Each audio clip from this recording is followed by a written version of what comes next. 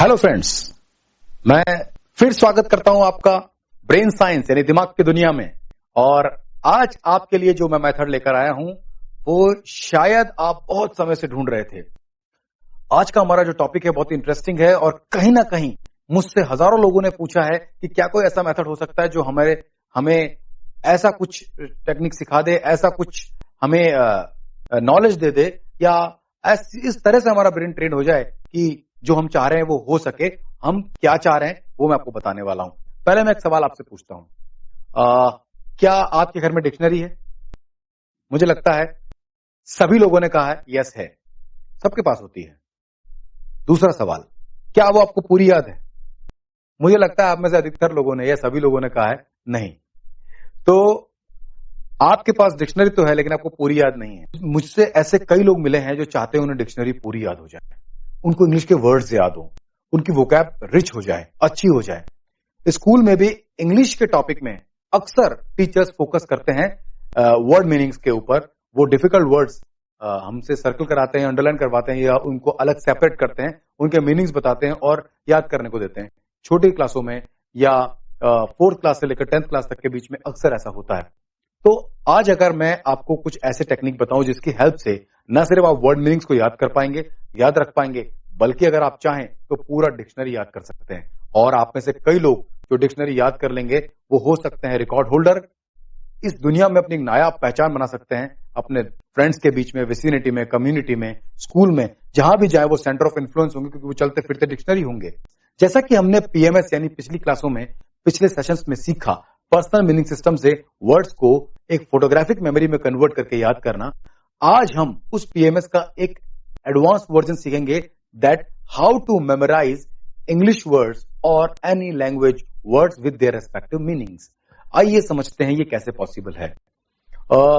मेरे पीछे एक स्लाइड आपको दिखाई दे रही है जिसके अंदर कुछ वर्ड्स लिखे हुए हैं। यहां पे बहुत सारे वर्ड्स हैं, जैसे एक्रोफोबिया लिखा है, उसके आगे लिखा है उसका meaning fear of Heights. Acme लिखा है जिसका मीनिंग है पीक ऑफ माउंटेन। फैरट जिसका अर्थ है कुछ ढूंढना, to search for something. Maul जिसका मतलब है to scratch and tear. Culinary जिसका मीनिंग है रिलेटेड टू कुकिंग। इम्यूटेबल जिसका मतलब है अनचेंजेबल। एसिनाइन जिसका मतलब है स्टूपिड। कैपेशियस जिसका मतलब है बहुत बड़ा, वेरी बिग। कॉपियस जिसका मतलब है टू मैनी, बहुत सारा। डायपेप्सिया जिसका मतलब है इंडाइजेशन। और बर्जियन जिसका मतलब है टू एनलार्ज या किसी चीज को खींच के बड़ा करना। अब ये इंग्लिश के कुछ वर्ड्स और उनके मीनिंग्स हैं। ऐसे ही डिक्शनरी में कोई भी वर्ड्स के बहुत सारे मीनिंग्स आपको मिल जाएंगे।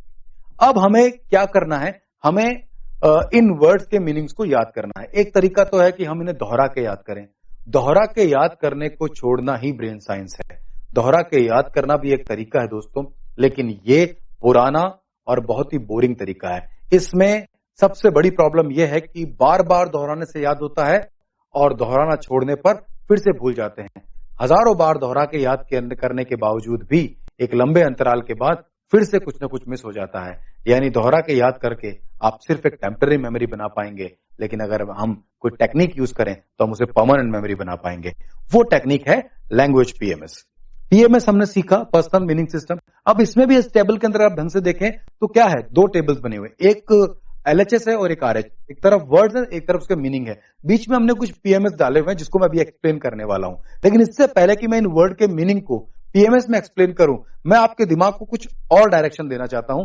जरा देखते हैं हम एक और स्लाइड की तरफ। अब इस स्लाइड पर देखिए, अभी भूल जाइए आपने क्या वर्ड्स पढ़े हैं, पहले आप देखिए इस स्लाइड पर क्या क्या दिखाई दे रहा है। ये देखिए, इस चित्र में आपको कुछ अटपटी चीजें नजर आ रही होंगी। बिल्कुल कोने में एक पहाड़ है जिसके ऊपर लैक्मे की एक बड़ी बोतल रखी हुई है। उसके सामने एक कौवा है जो एक छोटे बच्चे को उठा के लेके जा रहा है और वो बच्चा डर रहा है, वो कह रहा है मुझे ऊंचाई से डर लगता है।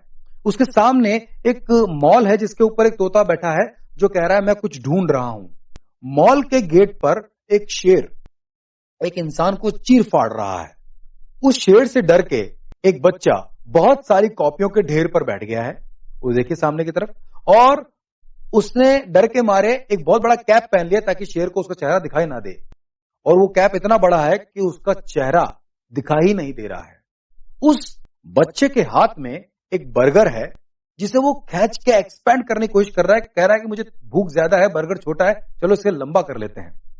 इस बच्चे के बिल्कुल सामने की तरफ एक काली नारी है जो खाना बना रही है, और उस खाने की तलाश में, उस खाने की इच्छा में, खाने के इंतजार में 9 गधे खड़े हैं, 9 एसेस हैं, जो कह रहे हैं कि क्या हम स्टूपिड है कि हमें खाना भी नहीं मिलेगा? Are we looking like stupid? वो जो काली नारी खाना बना रही है वो एक टेबल पे बना रही है। उस टेबल का जो बेस है वो यू शेप का है, और ध्यान से देखिए ये टेबल को बहुत सारे लोग धक्का देके हटाने की कोशिश कर रहे हैं। बहुत सारे लोग क्यों हैं? क्योंकि ये इतना मजबूत टेबल है कि वो अनचेंजेबल है, हिल भी नहीं रहा है। इस टेबल के दूसरी तरफ एक लड़का है जिसने अपने पेट पर पेप्सी का बॉटल रखा हुआ है, और वो कह रहा है मैंने इतनी पेप्सी पी ली है कि मुझे इंडाइजेशन हो गया है और मैं कहीं इससे मर ना जाऊं, I am dying of indigestion. तो ये पिक्चर आपने देखा। अब जरा इस पिक्चर को एक बार हटा देते हैं। सबसे पहले मैं आपसे ये पूछता हूं, क्या ये चित्र आपको याद है? जरा देखते हैं कि क्या क्या इस चित्र में आपको याद है। आपके ट्रेनर भी आपसे पूछ सकते हैं अगर आपके साथ वहां पर हमारे ब्रेन साइंस एक्सपर्ट ट्रेनर्स हैं तो, नहीं तो आप डायरेक्ट भी एक बार कोशिश कीजिए, अपने दिमाग की तरफ ध्यान दीजिए। क्या देखा था हमने? सबसे एक्सट्रीम कॉर्नर से हम स्टार्ट करते हैं। क्या था? यू आर राइट, एक पहाड़ था। पहाड़ के ऊपर क्या दिख रहा है आपको? यू मे बी राइट, एक लैक्मे का बॉटल। उस पहाड़ के सामने की तरफ ऊपर एक पंछी था। कौन था वो? You are right, it was a crow. और वो क्या कर रहा था? वो एक बच्चे को ऊंचाई की तरफ ले जा रहा था, जिससे बच्चा खुश हो रहा था या डर रहा था? यू कैन बी राइट, वो बच्चा डर रहा था क्योंकि उसको ऊंचाई से डर लगता है। अब उसके दूसरी तरफ क्या था? एक बड़ा सा मॉल था। क्या आपको मॉल की छत पे कुछ दिखाई दे रहा है? You can be right, it was a parrot. और वो पैरट क्या कह रहा था? वो ये कह रहा था कि मैं कुछ ढूंढ रहा हूं। ये आपको याद आ रहा है? अगर आ रहा है तो आपका दिमाग बिल्कुल सही काम कर रहा है। उस मॉल के गेट पर कुछ दिखाई दे रहा है? एक शेर बैठा है जो एक इंसान को चीर फाड़ रहा है। अब उस शेर से डर के एक बच्चा है वहां पर। आपको कुछ याद आया वो बच्चा किस पर चढ़ गया था? अगर आपको याद सही आया है तो यही होगा कि वो बहुत सारी कॉपियों का ढेर बना के उसके ऊपर चढ़ गया था। अब उस लड़के का चेहरा आपको दिखाई दे रहा है? अगर आपका दिमाग सही स्पॉट कर रहा है तो मैं यकीन से कह सकता हूं उसका चेहरा आपको नहीं दिख रहा होगा, क्योंकि उसने चेहरे पे कुछ ढका हुआ है। क्या? You can be right, a cap, a big cap. Okay. बच्चे के हाथ में कुछ था, उसे भूख लग रही थी। याद आ गया होगा आपको, उसके हाथ में बर्गर था। तो वो बर्गर के साथ क्या कर रहा था? बर्गर को वो खींच के लंबा करने की कोशिश कर रहा था। उस बच्चे के सामने की तरफ एक लेडी थी। कुछ याद आ रहा है? एक काली नारी। अच्छा, काली नारी क्या कर रही थी? मुझे लगता है आपको याद आ गया होगा, काली नारी खाना बना रही थी। उस खाने के इंतजार में कौन थे? कुछ याद आया? मुझे लगता है आप बिल्कुल सही जा रहे हैं। 9 गधे आपको दिखाई दे रहे होंगे और वो कह रहे थे यस कि we are looking stupid. Okay.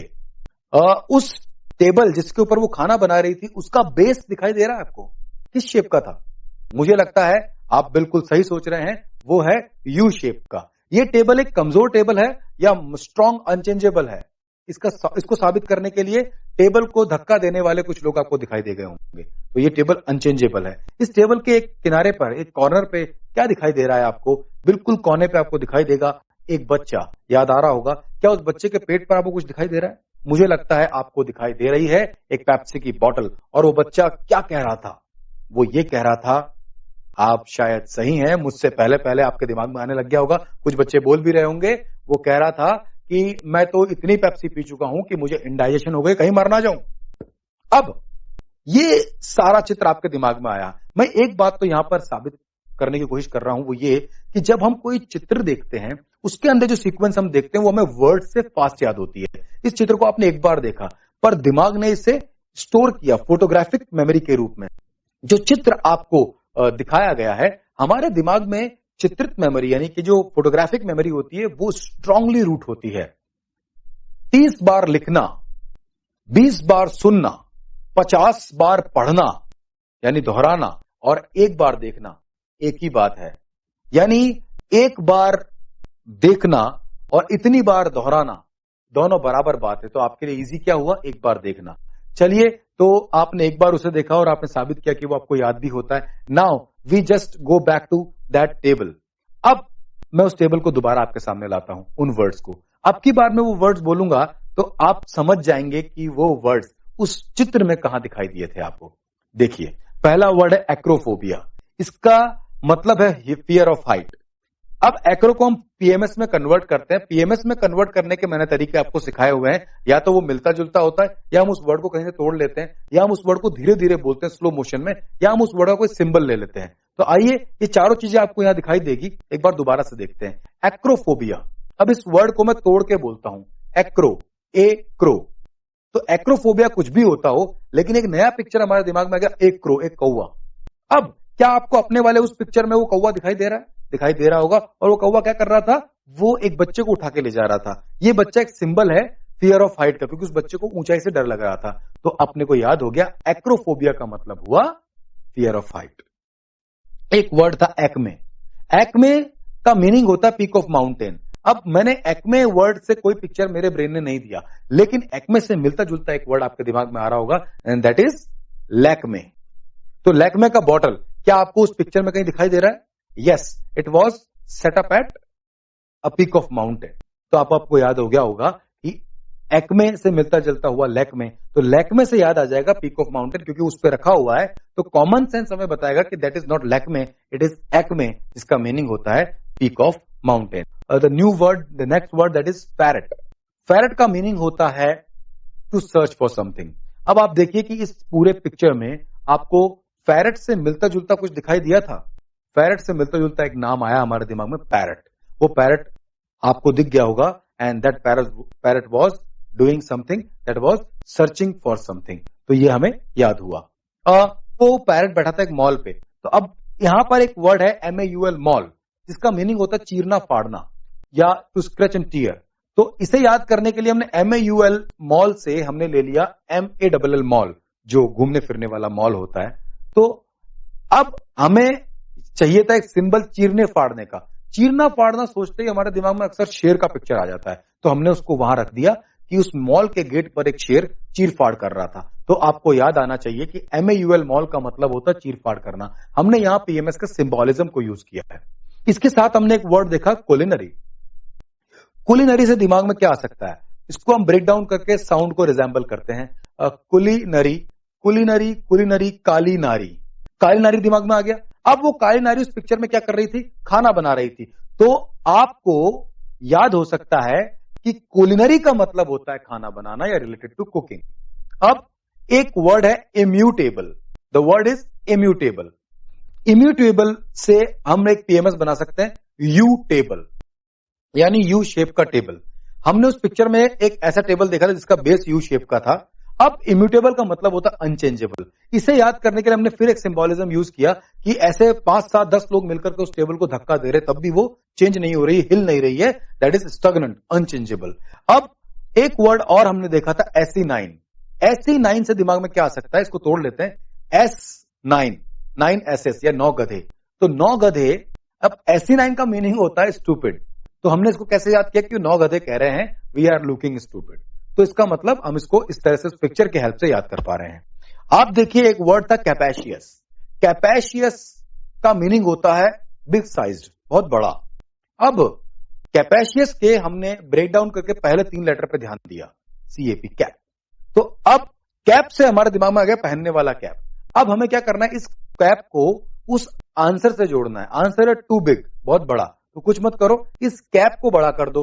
Cap is very big, और उसको बच्चे को हमने पहना दिया था। तो बिग कैप। जो सच में नहीं होता वो ही आंसर होता है। जैसे कि कोई तोता ये नहीं कहता कि मैं ढूंढ रहा हूं, या कोई 9 गधे नहीं कहते कि हम स्टूपिड हैं, या कोई कौवा बच्चे को उठा के नहीं ले जाता। जो इसमें अटपटी या रिडिक्यूलस बात है वो ही आंसर है। बस इस बात को ध्यान रखना है। कैप बड़ा है, हम कोई बड़ा कैप, चेहरे से भी बड़ा कैप कभी नहीं पहनते, यानी कैप से बड़ा ही कोई आंसर है। कैप से बड़े की तरफ जाना है। तो वर्ड इज कैपेशियस, जो हमें याद आएगा, जिसका मीनिंग होता है बहुत बड़ा। एक वर्ड है कॉपियस। कॉपियस का मतलब होता है टू मैनी, बहुत सारा। याद करने के लिए हमने पीएमएस बनाया, रिजेंबलेंस यूज किया, इसका साउंड पर गए हम। Copious, copious, copies, copies. अब हमें इसका आंसर जोड़ना है। तो कॉपीज तो हमें वर्ड मिल गया, कॉपी दिख गई हमें। टू मैनी तो कर दिया बहुत सारा कॉपीज। बहुत सारे कॉपीज पे बच्चा चढ़ गया था, हमें याद हो गया कॉपियस मतलब होता है टू मैनी या इन लार्ज क्वांटिटी। अब एक वर्ड हम ले सकते हैं, डायपेप्सिया। डायपेप्सिया का मतलब होता है इनडाइजेशन। इसको याद कैसे किया? Dying of Pepsi. तो हमने याद किया कि भाई because of Pepsi we are dying. वो एक बच्चा हमने देखा था उस पिक्चर के अंदर जो कह रहा था कि मैंने बहुत सारी पेप्सी पी ली और मैं मर रहा हूं। तो हम याद कर सकते हैं डाइंग पेप्सी, याद आ जाएगा। डायस्पेप्सिया मतलब होता है इंडाइजेशन या पेट खराब होना। अब एक वर्ड है बर्जियन। बर्जियन का मीनिंग होता है टू एक्सपैंड या टू एनलार्ज, किसी चीज को खींच के बड़ा करना। याद करने के लिए हम क्या कर सकते हैं, बर्जियन से मिलता जुलता एक वर्ड बना सकते हैं, दैट इज बर्गर। और अब आप देखिए उस पिक्चर में आपको याद आ रहा होगा एक बर्गर उस बच्चे के हाथ में था जिसे वो खींच के बड़ा कर रहा था। देखिए आप उस पिक्चर को बिना बनाए भी इनको इस तरह से याद कर सकते हैं, जैसे बर्गर को खींच के लंबा कर दो हो जाएगा बर्जियन, मतलब खींच के बड़ा करना। लेकिन वो पिक्चर हमें एक और चीज सिखा रही है कि अगर हम हमारे सारे कीवर्ड जो हमारी बुक में होते ही हैं, जो हमें याद ही करने होते हैं, उनको टेबल में कन्वर्ट करके उसका एक प्रॉपर पिक्चर ड्रॉ कर लें, तो वो एक पिक्चर एक बार देखना है, बार बार उन शब्दों को पढ़ने की बजाय उस पिक्चर को देखना आसान है। आप जितनी बार उस पिक्चर को देखोगे वो ज्यादा पक्के से याद होगी। और हमें बार बार पढ़ने की बजाय सिर्फ एक बार उस पिक्चर को देखना है। रिवीजन करने के लिए भी सिर्फ वो पिक्चर देखना है, जो कि बहुत ही आसान है। आप एक बात याद रखिएगा, दुनिया की किसी भी किताब में 3 ही बातें होती हैं। वो 3 बातें होती हैं words, numbers, pictures. Brain science क्या करता है, इन तीनों को उस फॉर्मेट में कन्वर्ट कर देता है जो ब्रेन का ऑब्वियस रिसीविंग फॉर्मेट है। जैसे कि मूवी आप कभी याद करने के लिए नहीं देखते, फिर भी आपको मूवी याद हो जाती है। जबकि पढ़ाई हम याद करने के लिए करते हैं, फिर भी पढ़ाई याद नहीं होती, क्योंकि पढ़ाई का जो ऑब्वियस फॉर्मेट है वो ब्रेन का ऑब्वियस रिसीविंग फॉर्मेट नहीं है। और मूवी का जो फॉर्मेट है वो ब्रेन का ऑब्वियसली रिसीविंग फॉर्मेट है। तो इस वजह से वो मूवी को एक्सेप्ट करता है हमारा ब्रेन, और वो मूवी की मैक्सिमम चीजों को आप याद नहीं कर रहे तब भी ब्रेन याद कर लेता है। तो यही खासियत होती है इस ब्रेन साइंस की, कि वो एक वीडियो फॉर्मेट में आसानी से याद करता है। तो ब्रेन साइंस क्या करता है, किसी भी कंटेंट का कन्वर्टर है ब्रेन साइंस, वो वीडियो में कन्वर्ट कर देता है, वर्ड्स को भी, नंबर्स को भी और पिक्चर्स को भी। इसके बाहर हमारी पढ़ाई नहीं है। तो इन तीनों चीजों को, चाहे वो आपका पैराग्राफ हो, चाहे वो आपका थ्योरी हो, चाहे वो आपके पॉइंट वाले आंसर्स हो, किताब में ये 3 चीजें ही मिलेंगी, यही इंग्रेडिएंट्स हैं। अगर हम इनको वीडियो में कन्वर्ट करना सीख जाएं और एसोसिएट कर लें तो हमारी पढ़ाई में आसानी से याद हो सकती है। आज के सेशन में हमने जाना कैसे हम डिक्शनरी याद कर सकते हैं। पीएमएस मेथड के जरिए 100 वर्ड्स पर आवर आप याद कर सकते हैं, यानी 1 घंटे में आप 100 शब्द इंग्लिश के याद कर सकते हैं पिक्चर के माध्यम से, जिसके बहुत ही कम रिवीजन आपको करने होंगे, जबकि इसके रिवीजन इंटरेस्टिंग होते हैं। इस बात के साथ आज का सेशन मैं यहां पर समाप्त करता हूं, और मैं दोबारा मिलूंगा और बहुत सारी बातें जो आपकी पढ़ाई से जुड़ी हुई है, बहुत सारे टॉपिक जो आपको परेशान करते हैं, उन्हें आसानी से याद करना और अच्छे मार्क्स लाना आपको सिखाने वाला हूं। Don't have a temporary memory, always have a permanent memory. How to have a permanent memory, that is a brain science, it is a solution. Brain science के अगले चैप्टर आपका इंतजार कर रहे हैं, और मैं आता रहूंगा, मिलता रहूंगा। Thank you so very much. Be healthy, be wealthy, be wise, be happy all.